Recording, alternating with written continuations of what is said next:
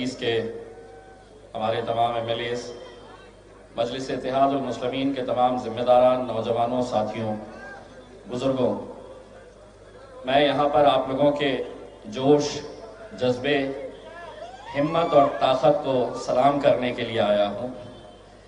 वो इसलिए सलाम करने के लिए आया हूँ कि ये आप लोगों की ही ताकत है जिसने मजबूर कर दिया कि हिंदुस्तान के गृह मंत्री अमित शाह को भी हैदराबाद की सड़कों के ऊपर घूमना पड़ रहा है। ये आप लोगों की ताकत, आप लोगों के जोश और जज्बे का नतीजा है कि आज हिंदुस्तान में कहीं पर भी कोई ऐसा इलेक्शन इससे पहले कभी देखा नहीं गया है कि जहां पर महज एक बल्दिया का इलेक्शन है, लेकिन उस बल्दिया के इलेक्शन में केंद्रीय मंत्रियों की एक फौज, मुख्यमंत्रियों की एक फौज, पूरी भारतीय जनता पार्टी यहां पर हैदराबाद में डेरा जमाए हुए है। हम एक सवाल करना चाह रहे हैं भारतीय जनता पार्टी से, अगर पूरी फौज को यहां पर भेज दिए है, मोदी जी आप क्यों नहीं आए? आप भी आ जाते, देख लेते हैदराबाद कैसा शहर है, हम घुमाते आपको चार मीनार पुराना शहर कैसा है। लेकिन आपको ये मालूम है कि हम हिंदुस्तान में कहीं पर भी जा सकते हैं, हम देश भर में कहीं पर भी जा सकते हैं, लेकिन हैदराबाद में किसी की दाल गलने वाली नहीं है, ये आप बखूबी जानते हैं। इसीलिए जो डर और खौफ आपको सताया तो आपने सबको भेज दिए, खुद दूर रहे। आप तो कल हैदराबाद आए थे वैक्सीन ढूंढने के लिए कि वैक्सीन कैसे बन रही है कोरोना की। 1 तारीख के दिन आपकी पार्टी को हैदराबाद की आवाम कैसा इंजेक्शन देने वाली है ये भी आप देख लेते थे तो आपको समझ में आ जाता था। लेकिन नहीं, वैक्सीन कोरोना का ढूंढने के लिए आएगा। 4 तारीख के दिन आपको पता चलेगा कि हैदराबाद की आवाम कुछ हटकर है। दोस्तों, बुजुर्गों, साथियों, अगर इस देश के अंदर अगर हमने आप लोगों से कुछ सीखा है और आप लोगों ने हमें कुछ सिखाया है तो बैरिस्टर असदुद्दीन अवैसी साहब की क़यादत में इस मुल्क के मुसलमानों को, दलितों को, पिछड़ों को अगर आपसे हमने कुछ सीखा है तो अगर इस मुल्क में जीना है तो सीना चौड़ा करके और सर ऊंचा करके चलना हम लोगों ने आपसे सीखा है। मेरे भाइयों, आप लोग मुबारकबाद के हकदार हैं। आज अगर हिंदुस्तान के अंदर, अगर हम कोने कोने के अंदर मजलिस इत्तेहादुल मुस्लिमीन पहुंच रही है, फैल रही है, ताकत बनकर खड़े रह रही है। बिहार के अंदर हमने महज 5 सीटें क्या जीत ली। 5 सीटें किसी एक असेंबली के लिए बहुत बड़ा आंकड़ा नहीं होता है, लेकिन असर उसका क्या हुआ है आप अच्छी तरह से जानते हैं। हमने बिहार के अंदर 5 सीटें क्या जीत ली, इतना हड़कंप मच गया मानो असदुद्दीन अवैसी साहब वजीर आजम की कुर्सी के ऊपर जाकर बैठ गए हैं। बैठेंगे इंशाल्लाह, वहां पर भी बैठेंगे इंशाल्लाह, लेकिन उसका असर क्या हुआ है? हम 5 सीटें क्या जीत लिए वहां पर, अब महफिल सजती है भारतीय जनता पार्टी की, महफिल सजती है कांग्रेस पार्टी की, महफिल सजती है आरजेडी की, महफिल इन सब की सजती है, लेकिन चर्चा हमारा होता है, चर्चा हमारा होता। बस ऐसा हो गया है कि ये हैदराबाद की एक जमात, हैदराबाद की एक जमात जिसके बारे में लोग कहते थे कि ये सिर्फ हैदराबाद तक महदूद है, बाहर इसे कोई जानता नहीं, कोई पहचानता नहीं। हैदराबाद के बाहर मजलिस का वजूद क्या है, लोग ये सवाल करते थे। हद तो ये हो गई कि लोग ये तक कहते थे कि बैरिस्टर असदुद्दीन अवैसी साहब अकेले पार्लियामेंट के अंदर इतने सालों से जाते हैं और अकेले ही रहेंगे, लेकिन नहीं, आप लोगों की दुआओं की वजह से अब असदुद्दीन अवैसी साहब पार्लियामेंट में अकेले नहीं बैठते हैं, मैं भी बैठता हूं आप लोगों की दुआओं की वजह से। और इतने घबराए हुए हैं, सोचते थे कि नहीं ये तो अकेले रहेंगे, तो जब हम दो गए पहले मर्तबा पार्लियामेंट के अंदर, इतनी तकलीफ हुई उनको, इतनी तकलीफ हुई कि एक के दो हो गए। तो जिस दिन पहला दिन था, मुझे मालूम है नरेंद्र मोदी साहब ने अमित शाह से हम दोनों को देखकर क्या पूछा था जानते हैं? अरे ओ सांभा, अरे ओ सांभा, कितने आदमी है रे? तो सांभा ने जवाब दिया, साहब है तो दो, लेकिन 200 पे भारी है। अल्हम्दुलिल्लाह ये शुरुआत हुई। और जब मैंने पार्लियामेंट के अंदर पहला भाषण दिया तो एक भाजपा का एमपी बोला, पहले वो तो बोलते थे अब तुम भी बोलेंगे। मैंने कहा मजलिस इत्तेहादुल मुस्लिमीन गूंगे मुक्के बहरों की जमात नहीं है, बोलने वालों की जमात है और हम बोलेंगे, डटकर बोलेंगे। पहले तुम बोलते थे, हम सुनते थे, अब हम बोलेंगे और तुम्हारे बात को भी सुनना पड़ेगा, सुनना पड़ेगा। कब तक ये खामोश मिजाजी तुम्हें जीने नहीं देगी। इस दौर में जीना है तो कोहराम मचा दो। सुना है अमित भाई चले गए,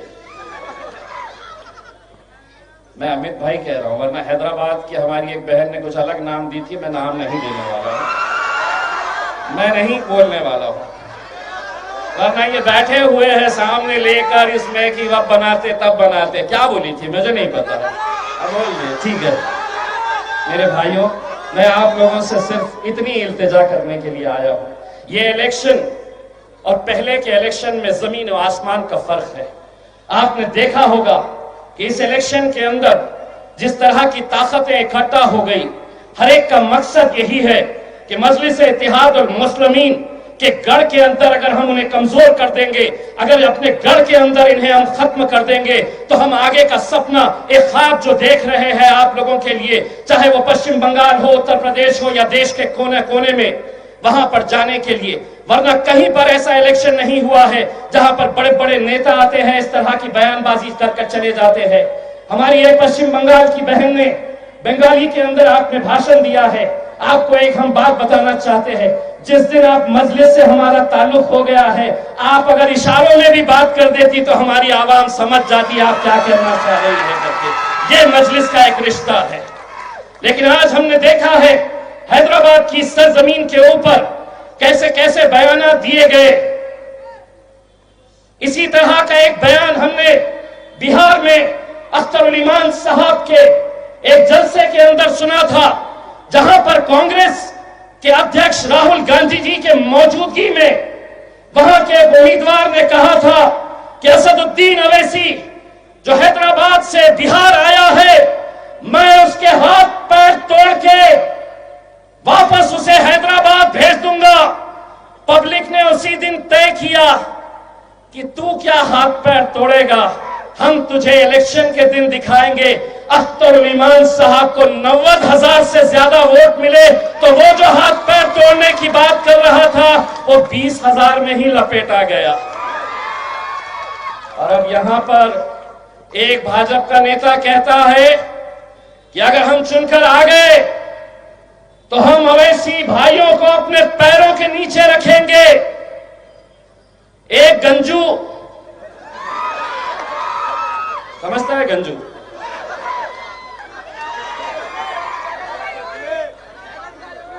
टकला, कहता है कि अगर हम आ गए तो पुराने शहर के अंदर हम सर्जिकल स्ट्राइक करेंगे। मैंने कहा कर ले, शर्त यह है जिस दिन तेरे सर पे बाल उग गए उस दिन कर ले सर्जिकल स्ट्राइक।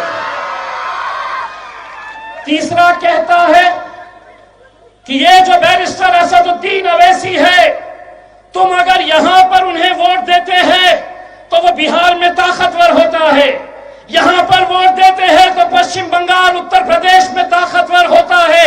यहां के लोग देंगे और इंशाल्लाह वहां पर मजलिस ताकतवर होगी, होगी, जरूर होगी। और आप लोगों को यह जिम्मेदारी उठाना है मेरे भाइयों। आज आप जो माहौल भारतीय जनता पार्टी यहां पर करने की कोशिश कर रही।